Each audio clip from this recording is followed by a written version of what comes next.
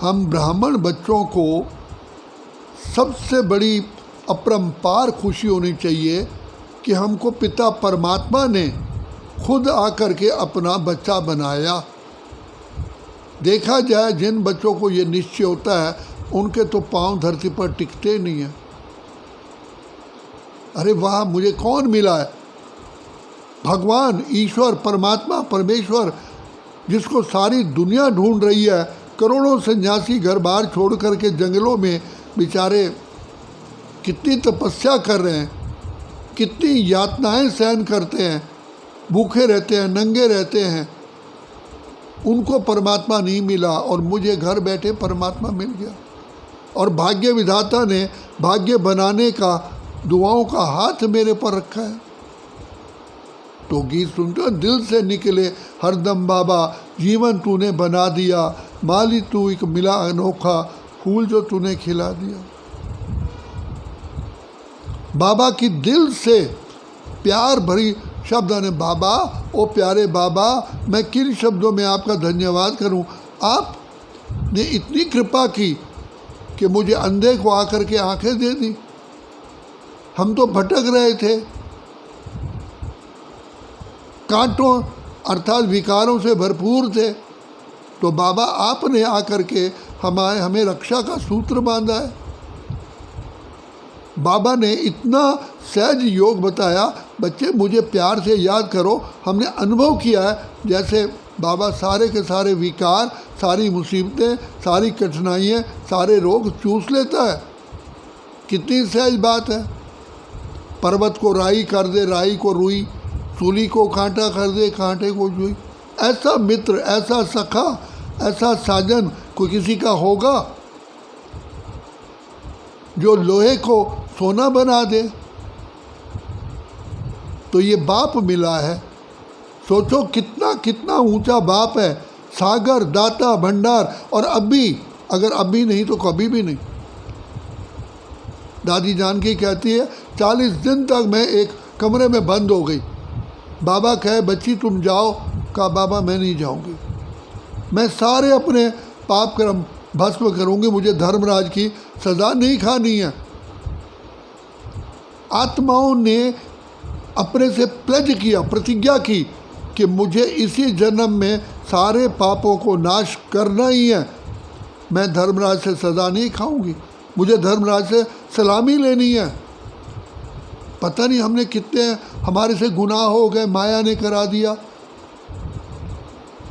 माया ने हमें अज्ञानता की नींद में सुला करके हमारे से भिन्न भिन्न पाप करवाए हैं। इस जन्म में भी हमें पता है। तो बाबा कहते हैं बच्चे, अब मैं आया हूँ तुम्हें यही ज्ञान का सागर, यही गंगा जल है जिससे तुम स्नान करके तुम पावन बनते हो, हीरा बनते हो। कहाँ मिट्टी बन गए। हीरे को जलाओगे ना तो राख बन जाता है। आपको पता है, हीरा कोयले की खान से निकलता है। एक कोयला किसी प्रेशर और टेम्परेचर में हीरा बन जाता है। और अगर साइंटिस्टों ने देखा क्या है, हीरे को जलाया, राख हो गया, राख मिली। तो कौन सा टेम्परेचर है, कौन सा प्रेशर है जो कोयला हीरा बन जाता है? तो बाबा ने आकर के हमको सारा कुछ बता दिया। बच्चे, ज्ञान और योग यही टेम्परेचर है और यही प्रेशर है। ज्ञान और योग से तुम हीरे बन जाते हो और तुम विश्व में पूजनीय बन जाते हो। तुम ही पूज्य थे, तुम ही सरताज थे और आज तुम ही मोहताज बन गए हो। तो बाबा ने कितना सहज। तो वास्तव में देखा जाए, अगर इसको गहराई से सोचो तो आत्मा में खुशी के पंख लग जाने चाहिए कि बाबा बस आपने तो मेरी सारी मुरादें पूरी कर दी, जन्म जन्म की आपने प्यास बुझा दी। क्या करेंगे ये सोना चांदी ले करके? जहाँ प्रभु है, जहाँ बाप है, वहाँ सुख है, वहाँ शांति है, वहाँ आनंद है, वहाँ खुशी है, वहाँ पवित्रता है, वहाँ खुशहाली है। इसको कहा अतीन्द्रिय सुख। खा करके, पी करके, देख कर, सुन करके, चख करके तो हमने अनेकों प्रकार सुख लिए, वो तो हमें और ही पतित बनाते गए। इन कर्म इंद्रियों द्वारा हम इनके गुलाम बन गए। अब बाबा ने हमको आकर के अपने कर्म इंद्रियों का राजा बनाया है, स्वराज्याधिकारी बनाते हैं। सबसे पहले तो बाबा आते ही पवित्रता का ताज पहनाते हैं। तुम बच्चे पवित्र हो और योगी आत्माएं हो। जब से पकड़ा हाथ तुम्हारा पवित्रता वरदान मिला। उसके बाद बाबा ने हमको माया जीत बनाया। तो माया स्वराज्याधिकारी, कर्मेंद्रिय जीत, माया जीत और एकदम प्रकृति जीत बन जाते हैं। प्रकृति की हिम्मत नहीं है जो आकर के हमको कष्ट दे, ऐसे तूफान आए, धरती हिले। जैसे राजा के सामने कर्मचारी हिम्मत नहीं रख सकते, कांपते हैं, ऐसे बाबा कहते हैं बच्चे, और प्रैक्टिकली है ये प्रकृति हमारे आगे कांपती है कि हम अपने इष्ट देव को ऐसे उधम नहीं मचा सकते। तो बाबा कहते हैं तुम वही प्रिंसेस बनो, तुम लायक बनो, तो प्रकृति तो तुम्हारी दासी है। सबसे पहले तुम्हारा शरीर ही तुम्हारा सहयोगी बन जाएगा, सारे शरीर के रोग नाश हो जाते हैं। खुशियों भरी जिंदगानी हमारी है जो देवी देवताओं से भी न्यारी है। हर पल हर सेकंड खुशियां हैं। ऐसा प्यार का सागर, ऐसा खुशियों का सागर, ऐसा दुख हरता सुख करता पतित पावन बिगड़ी को बनाने वाला रक्षक खिवैया बाप मिला है। और ये भी याद रखो ये अंतिम जन्म है, अगर अभी नहीं तो फिर कभी भी नहीं, ये चांस है। और फिर भाग्य विधाता ने भाग्य की कलम हमारे हाथ में दे दी। मैंने प्रैक्टिकल देखा है। मैं नेपाल में गया, मैं सेवा मेरे से नहीं होती थी क्योंकि एक तो मुझे नेपाली भाषा नहीं आती थी, दूसरा टोटली बियाबान जंगल, किसको ज्ञान सुनाऊं। तो हम जहाँ मैं रहता था वहीं एक नेपाली आ गया, उसने चित्र देखे मेरे वहाँ जहाँ निवास स्थान पे। मैं बाबा को याद करता था, बहुत बाबा को याद करता था। बाबा मैं वही वनवास मुझे ही मिला है, इतनी दूर मैं आ गया हूँ, मेरे लिए कोई चांस ही नहीं है। मैं साकार बाबा को चिट्ठी लिखी थी, तो बस यही था, मैं योग लगाता रहा, बाबा को रोज़ मुरली पढ़ना, योग लगाना। उस कमरे में बंद हो गया। तो नेपाली आया, उसे पूछा कि ये क्या है, मैंने उसको ज्ञान दिया, वो अपने आप ही खुद भी उसे कोर्स किया, अनेकों आ गए।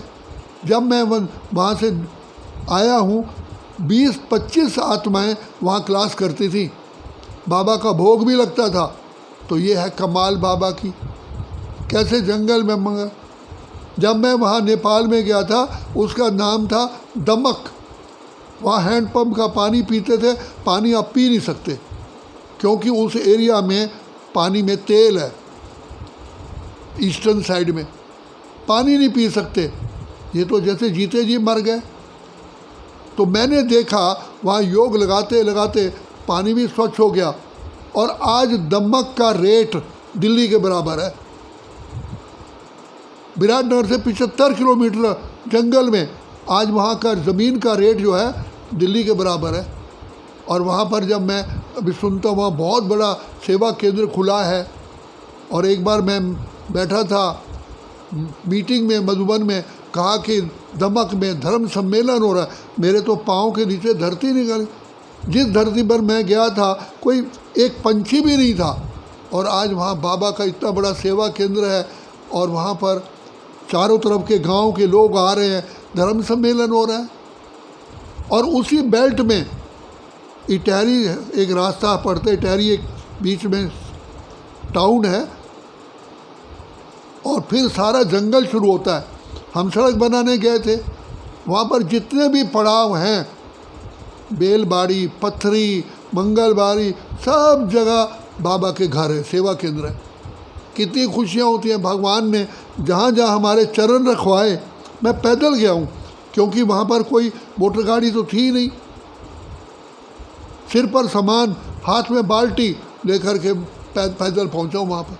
तो आज देखो बाबा ने कैसा बाबा कहते हैं बच्चे, तुम सिर्फ, मैंने तुमको ऐसा मूल मंत्र दिया है, ऐसा मीठा तुमको मैंने मंत्र दिया है, इसको तुम अपनाओ तो जो तुम चाहते हो तुम्हारी सारी मनोकामना पूर्ण। सारा यज्ञ का इतिहास ही योग पर है। आज आप देखो, बाबा ने कहा कि मैंने एक छोटे से कमरे में ज्ञान देना शुरू किया, आज सारे देश विदेश में इतने बड़ा कार्य हो रहा है।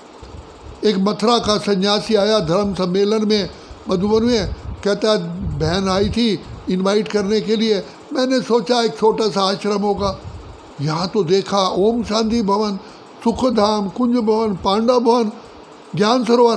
कहता है मेरी आंखें चुंधिया गई, इतना बड़ा कार्य प्रजापिता ब्रह्मा ने किया। और कहता है मैं मानता हूँ कि प्रजापिता ब्रह्मा के तन में शिव बाबा आते हैं। एक तो सन्यासी ने ऐसी चौपाई बोली कि बाबा मैं के कमरे में गया, तुलसीदास जी कहते हैं मैं ऐसी जगह गया जहाँ मुझे ऐसे साक्षात्कार हुए, तो मुझे भी ऐसे साक्षात्कार हुए। तो ये क्या है? सारा योग बल है। और वो सहज योग, राजयोग, कर्म योग, ज्ञान योग, बुद्धि योग बाबा ने हमें सिखाया है। हम कितने पद्मा पदम सौभाग्यशाली हैं। बाबा ने कहा जैसे बच्चे एक चुटकी मिट्टी से भी पेशेंट ठीक हो जाता है, तो बाबा ने इतना हमको सहज योग सिखाया। जो चाहो सो वांछित फल पाओ। तो यही तो है, बाबा आपने कमाल कर दिया, हमारा सारा जीवन आपने खुशहाल कर दिया।